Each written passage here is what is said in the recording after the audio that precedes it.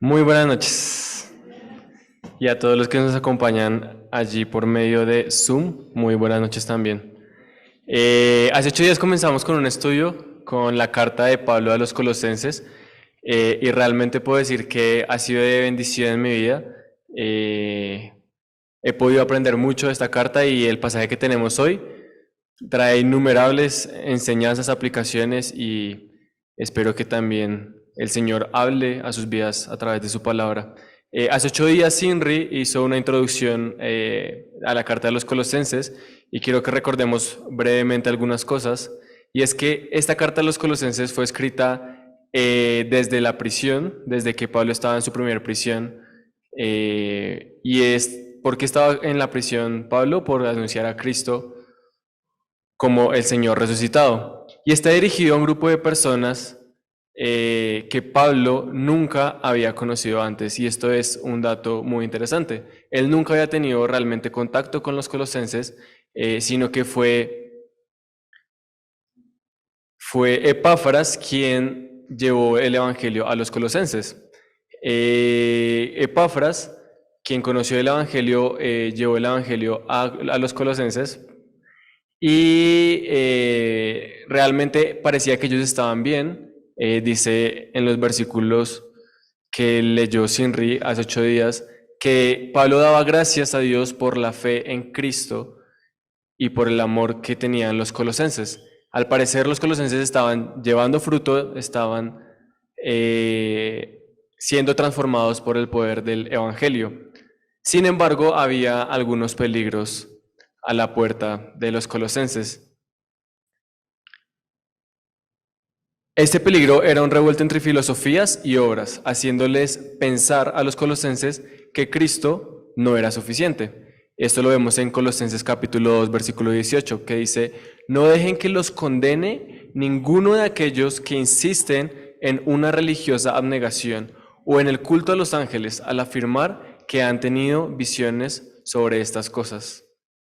En cuanto a la filosofía, esta tenía una base en la cultura y en las cosas pasadas que ellos tenían en la región, pues tenían influencias griegas y acostumbraban a creer en muchos dioses, en creer en visiones, como vemos ahí en el versículo, rendir culto a ángeles para poder llegar a Dios.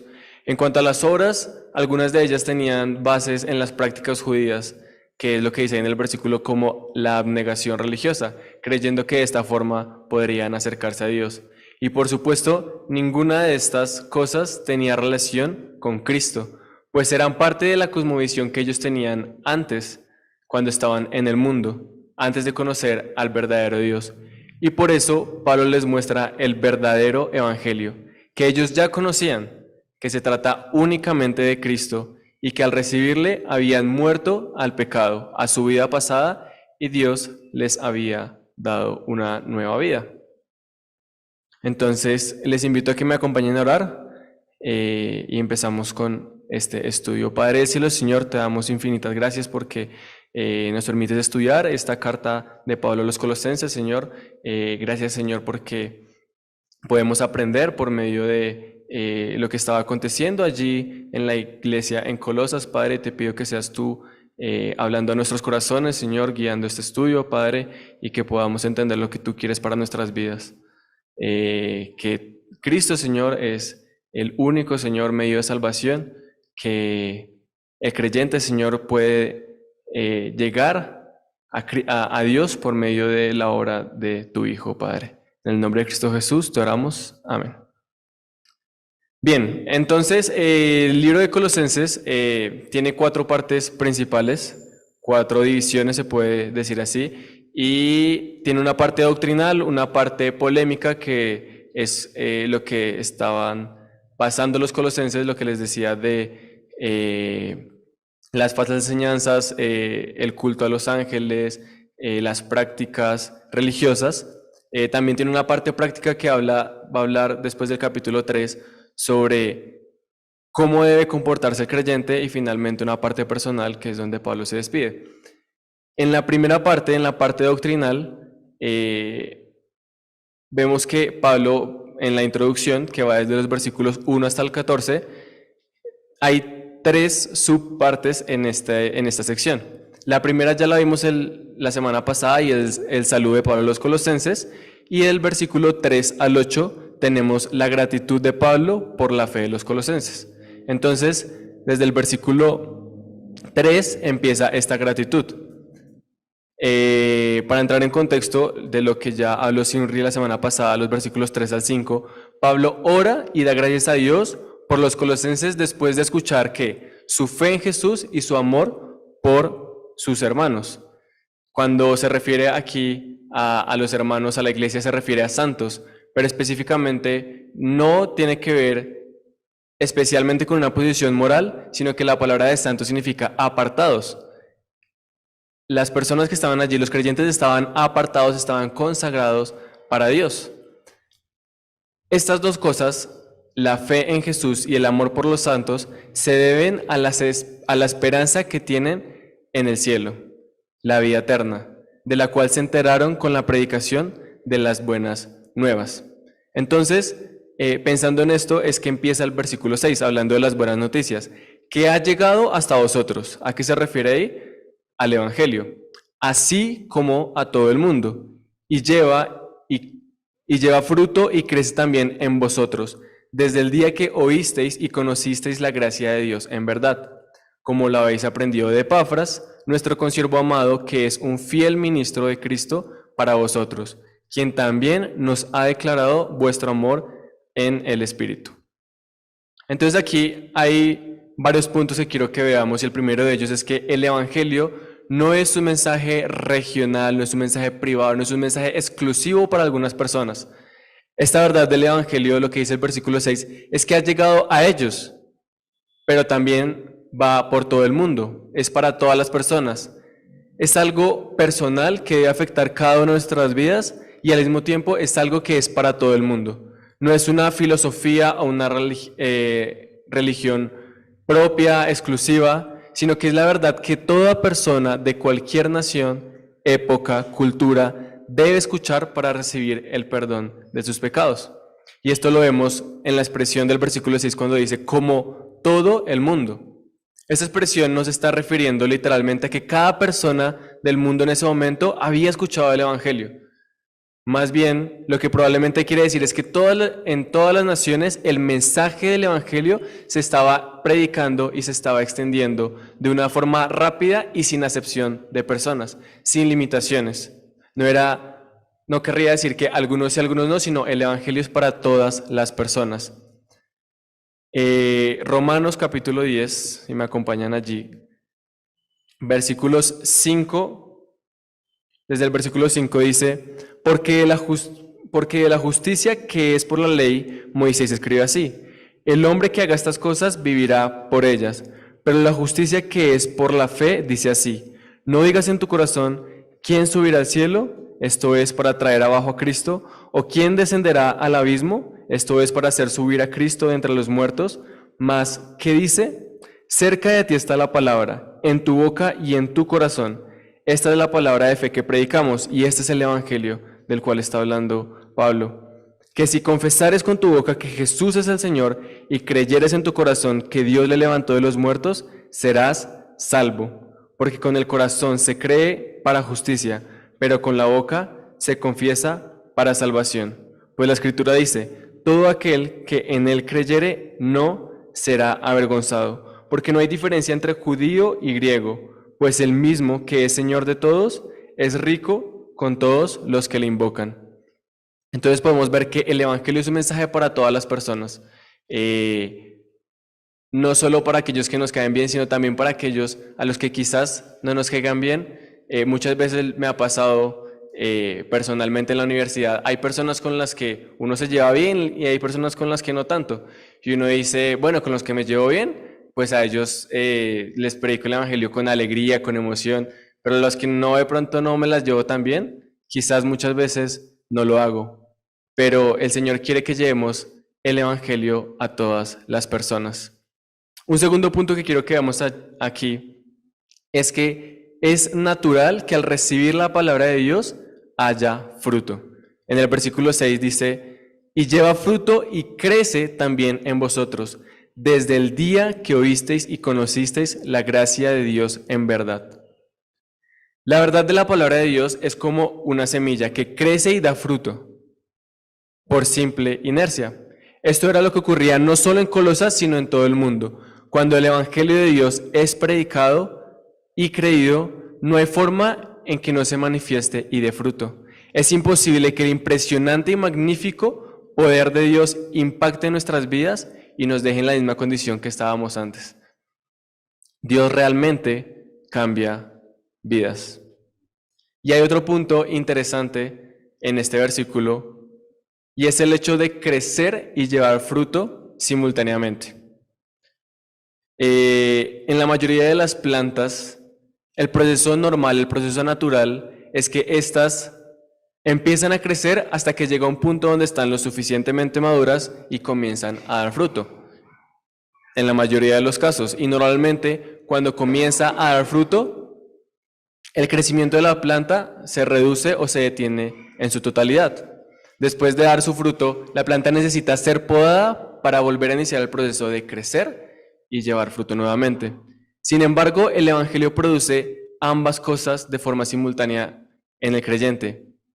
Y hay una aplicación muy importante en esto, y es que no necesitamos llegar a un punto de madurez absoluta o específica para poder servir al Señor. Desde el momento en que conocemos verdaderamente la gracia de Dios, como dice el versículo, unidos a Cristo, comenzamos a dar fruto evidente en nuestra vida y podemos compartir esas buenas nuevas de salvación a los demás. Podemos compartir lo que Dios ha hecho en nuestra vida. Eso es lo que Él quiere. Me gusta cómo lo expresa la Nueva Traducción Viviente, que dice: esta misma buena noticia que llegó a ustedes ahora corre por todo el mundo. Da fruto en todas partes mediante el cambio de vida que produce. Así como les cambió la vida a ustedes desde el día que oyeron y entendieron por primera vez la verdad de la maravillosa gracia de Dios. Desde el día en que oyeron y entendieron, su vida cambió y podían dar fruto. La buena noticia de Cristo produce un cambio de vida indudable al que la recibe. Luego en el versículo 7 y 8 nos dice que todas estas cosas, el Evangelio, la verdad de Cristo, habían sido enseñadas a los colosenses por Epafras, un hombre fiel al Señor, servidor de Cristo y de la iglesia, quien fue el que contó al Pablo todo lo que acontecía con la iglesia en Colosas, y especialmente menciona nuevamente en este versículo, como lo había mencionado antes, el amor de los colosenses en el Espíritu. Esto se refiere, como lo dice en la Nueva Traducción Viviente, del amor que tenían por los demás, el cual habían recibido del Espíritu Santo. Y aquí podemos ver otros dos puntos importantes. El primero de ellos es que el Evangelio es llevado por personas. Ahí, continuando en Romanos capítulo 10, versículo 14, dice: ¿cómo pues invocarán a aquel en el cual no han creído? ¿Y cómo creerán en aquel de quien no han oído? ¿Y cómo oirán sin haber quien les predique? ¿Y cómo predicarán si no fueran enviados? Como está escrito: cuán hermosos son los pies de los que anuncian la paz, de los que anuncian las buenas nuevas. Y dice el versículo 17: así que la fe es por el oír, y el oír por la palabra de Dios. El proceso para que una persona llegue a ser salva empieza por el oír la palabra de Dios. Entonces de esa forma podrán creer y tener fe e invocar al Señor. ¿Y cómo van a ver estas personas? A través de la predicación. Al decir que el Evangelio es llevado por personas, por supuesto, son personas que ya conocen de esta gracia, de este Evangelio, pero quiero que lo veamos como algo personal, no como algo impersonal. El Evangelio debe ser llevado por cada uno de nosotros. Tú y yo somos llamados a predicar las buenas nuevas de salvación. El Señor es el que transforma vidas. El Señor, el Espíritu Santo, es el que convence de justicia, de pecado y de juicio. Y nuestra tarea, nuestra responsabilidad es predicar estas buenas nuevas de salvación. Un segundo punto que quiero que veamos aquí, es que el amor es algo que caracteriza al creyente. Dice Juan 13, versículos 34 y 35. Un mandamiento nuevo os doy, que os améis unos a otros como yo os he amado, que también os améis unos a otros. En esto conocerán todos que sois mis discípulos, si tuviereis amor los unos con los otros. Este pasaje me encanta porque el Señor no pide de nosotros que seamos personas famosas, ricas, que hagamos obras impresionantes ante el mundo, porque en últimas el mundo tiene esa clase de personas, pero el mundo lo que no conoce es el amor de Dios, un amor que entrega, un amor que es sacrificial. Y si no nos amamos los unos a los otros, ¿qué Dios estamos mostrando al mundo? Hay cualquier cantidad de discursos allá afuera para ser exitoso, para ser rico, para cumplir tus metas, para superarte a ti mismo, pero estas cosas no son las que pueden llevar a las personas a Cristo. Lo único que puede llevar a las personas a tener la vida eterna es el mensaje del Evangelio. Y lo que podemos hacer para impactar al mundo, el mundo va a conocer a los discípulos de Cristo por el amor que tengan los unos por los otros. Primera de Juan capítulo 4, si vamos a nuestras Biblias, dice desde el versículo 7, amados, amémonos unos a otros, porque el amor es de Dios. Todo aquel que ama es nacido de Dios y conoce a Dios. El que no ama no ha conocido a Dios, porque Dios es amor. En esto se mostró el amor de Dios para con nosotros, en que Dios envió a su Hijo unigénito al mundo para que vivamos por Él. En esto consiste el amor, no en que nosotros hayamos amado a Dios, sino en que Él nos amó a nosotros y envió a su Hijo en propiciación por nuestros pecados. Amados, si Dios nos ha amado así, debemos también nosotros amarnos unos a otros. Y la muestra más grande del amor fue, como dice ahí, Dios entregando a su Hijo. Y si vemos a Cristo y vemos en su vida cómo mostró el amor hacia sus discípulos, sirviéndoles. Así que Dios no está preocupado porque vayamos diciéndole a cada una de las personas que veamos a nuestro alrededor, te quiero, te amo, y mostrándole el amor de esta manera. Lo que Él quiere es que nosotros estemos ministrando a nuestros hermanos, estemos viendo cómo podemos servirles, cómo podemos satisfacer sus necesidades. Esto es el agradecimiento de Pablo por la fe y el amor de los colosenses. Y en los versículos 9 al 14, Pablo va a continuar hablando de la oración, pero por algo específico, y es el conocimiento de su voluntad. Vayamos allí a Colosenses, en el versículo 9, dice, por lo cual también nosotros, desde el día que lo oímos, no cesamos de orar por vosotros y de pedir que seáis llenos del conocimiento de su voluntad en toda sabiduría e inteligencia espiritual, para que andéis como es digno del Señor, agradándole en todo, llevando fruto en toda buena obra y creciendo en el conocimiento de Dios, fortalecidos con todo poder conforme a la potencia de su gloria, para toda paciencia y longanimidad, con gozo, dando gracias al Padre, que nos hizo aptos para participar de la herencia de los santos en luz, el cual nos ha librado de la potestad de las tinieblas y trasladado al reino de su amado Hijo, en quien tenemos redención por su sangre, el perdón de pecados. Entonces aquí en esta sección vemos que Pablo y los demás hermanos que estaban con él, desde que supieron de la iglesia en Colosas, son tenidos en cuenta en sus oraciones por un motivo específico, que el Señor les diera mayor sabiduría, comprensión espiritual y conocimiento de su voluntad. Y aquí vemos que la oración es una gran muestra de amor. La oración debe ser por todos y muchas veces nos enfocamos solo en las necesidades. Pero los colosenses veíamos durante el capítulo que ellos aparentemente estaban bien, estaban dando fruto, estaban mostrando su fe por Cristo y el amor por sus hermanos.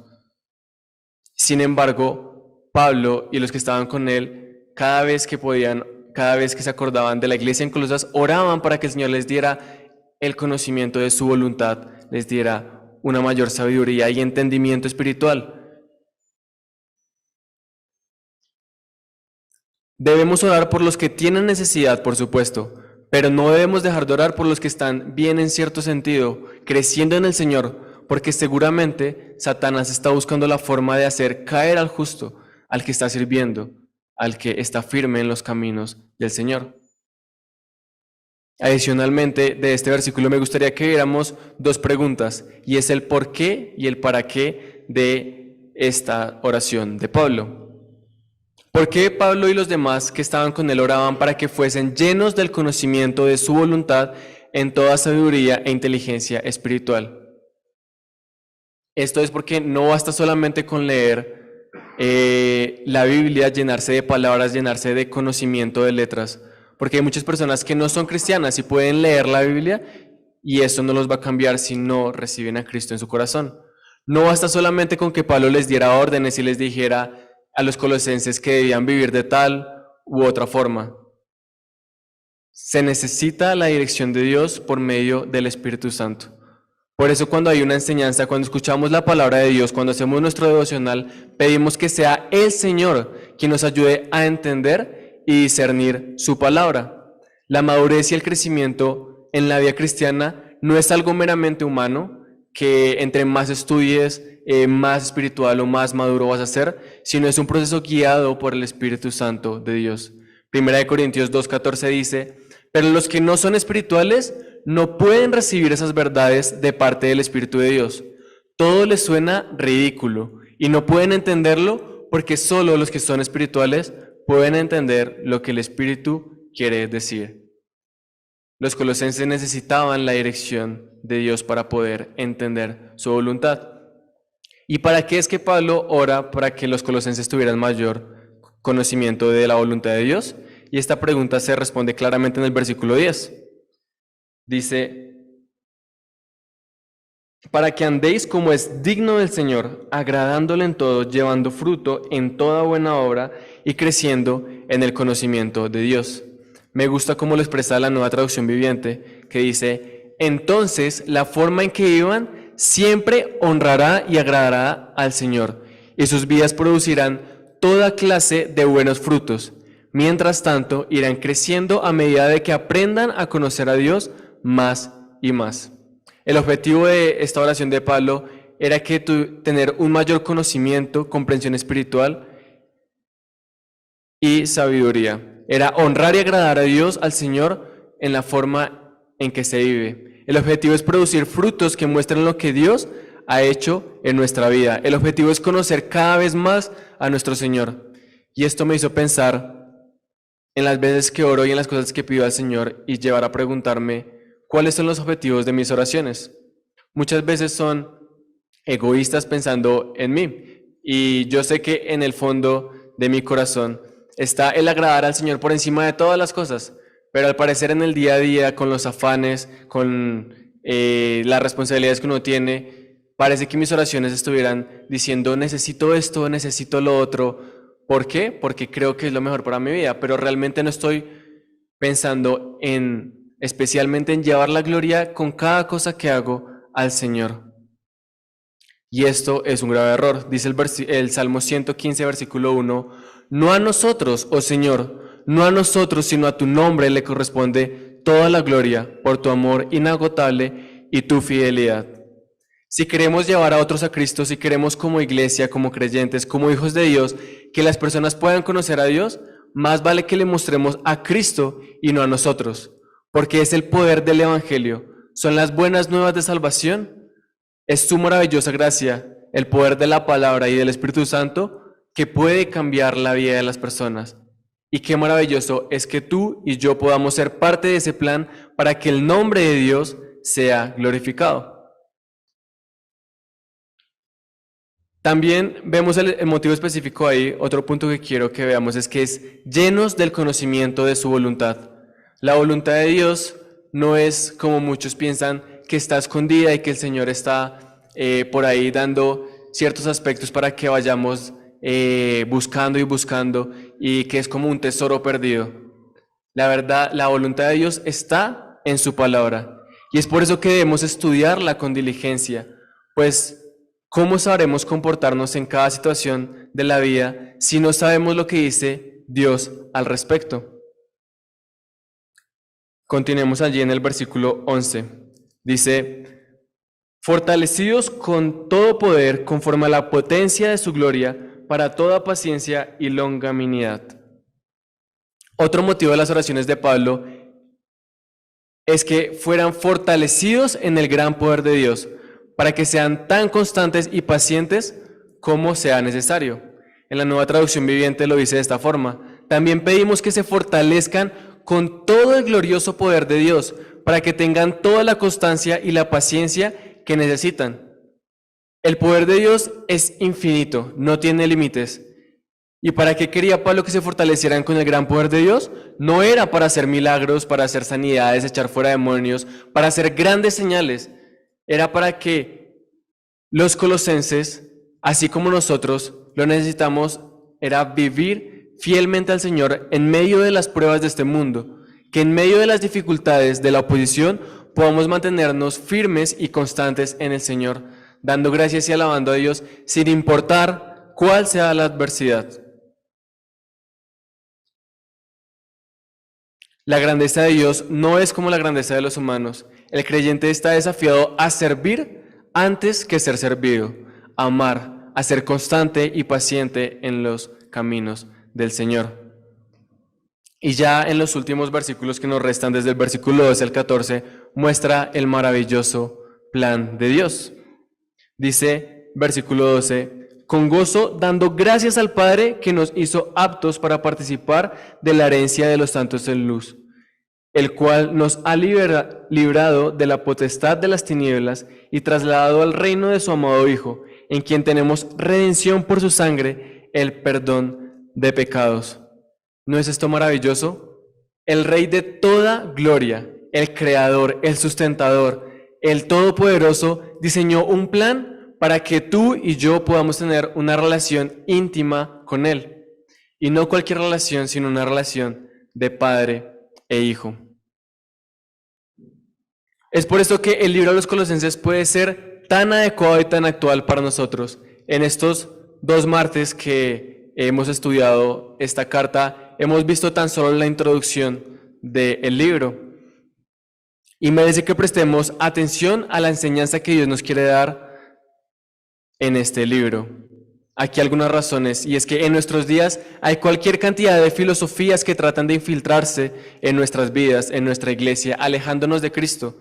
La ciencia, las creencias místicas y muchos otros pensamientos que rondan en nuestra sociedad quieren desviar nuestra mirada, la de nuestros amigos, la de nuestros familiares, la de los niños, para que veamos a Dios y su maravilloso plan como algo que no tiene sentido y que no es suficiente. Y el libro de los Colosenses nos permite ver que Cristo es el único suficiente para que podamos llegar al Padre, para que podamos tener vida eterna y una vida con sentido. Hay aquellos también que piensan que pueden vivir un revuelto entre Dios y el mundo, pero no es así. La carta de los Colosenses nos muestra que al creer en Cristo hemos muerto al pecado y nuestra mirada pasa a estar en las cosas de arriba, como dice más adelante. En una cultura donde no hay más esperanza que las metas que cada quien se propone a principio del año, que fines y propósitos efímeros, y que cuando lo consiguen se dan cuenta de que no llenan sus vidas, la carta de los Colosenses nos muestra un verdadero evangelio que descansa en la esperanza que nos está guardada en los cielos, la cual es eterna e incorruptible. Una esperanza que no depende de ti y de mí, que no depende de las dificultades, que no depende de las cosas materiales, de las relaciones con los demás, sino que está firme e inamovible en el sacrificio de Cristo en la cruz. Y este pasaje que acabamos de leer nos muestra que tenemos un Dios maravilloso, que quiso en su voluntad que el ser humano pueda acercarse a Él confiadamente. Les invito a que me acompañen a orar. Padre del cielo, Señor, te damos infinitas gracias porque tu palabra, Señor, ha llegado a nosotros, Señor, y porque podemos confiar en que un día le veremos, Señor, que un día estaremos en tu presencia, Padre, que un día, cuando no estemos, Señor, en esta tierra, descansamos en que estaremos eternamente contigo, Señor. Gracias por el sacrificio de tu Hijo, Señor, que nos permite tener esperanza, Señor, una esperanza viva, una esperanza certera, Señor. Te pido, Señor, para que podamos ser aquellas personas que lleven el Evangelio a aquellos que no te conocen, para que otros puedan tener el privilegio de ser llamados tus hijos, Señor, que podamos ser luz y sal en medio de este mundo, Señor, donde no hay esperanza, Señor, donde cada uno vive para sí mismo, Señor. Te pido, Señor, para que podamos también mostrar al mundo a Cristo por medio del amor que tenemos los unos por los otros, que podamos servir a nuestros hermanos, Señor, con un amor genuino, Señor, que podamos estar pendientes de sus necesidades, estar ministrándonos unos a otros, Señor, y que por encima de todas las cosas, Señor, en nuestras oraciones, en nuestros pensamientos, en nuestras palabras, en nuestras acciones, Señor, estemos buscando darte la gloria solamente a ti, porque eres el único digno de ella, Padre. En el nombre de Cristo Jesús te oramos. Amén.